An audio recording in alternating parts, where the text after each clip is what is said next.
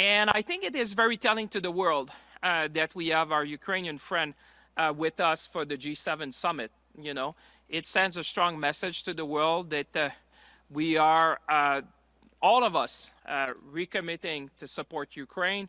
We're going to hold Russia to account.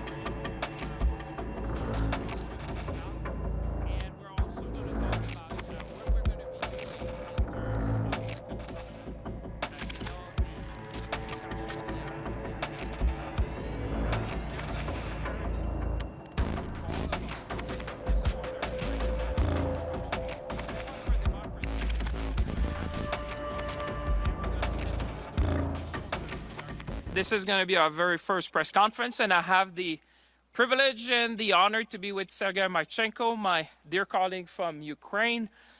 We had the chance to meet earlier today, and I think it is very telling to the world that we have our Ukrainian friend with us for the G7 summit. You know, it sends a strong message to the world that we are, all of us, recommitting to support Ukraine. We're going to hold Russia to account. And we're also going to talk about what we're going to be doing in terms of reconstruction. You know, the discussion we had at the international level, there's a moral imperative for all of us to support our Ukrainian friend in reconstruction. They fought for democracy, not only for them, but for the world.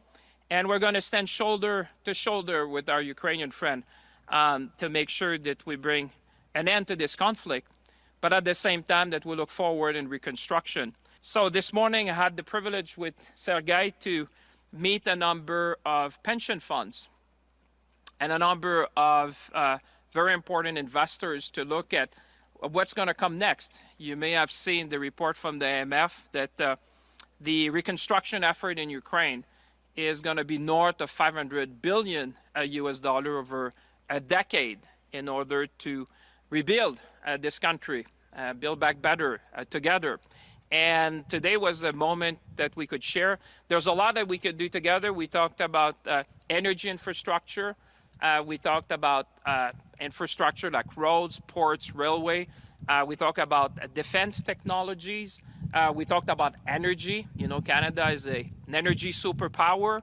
So what we can do with them with respect to hydro, to nuclear energy, also to oil and gas, and what we can bring together to this table. So it was a very interesting moment. We talked also how we could work together eventually to share best practices in building a pension system in Ukraine.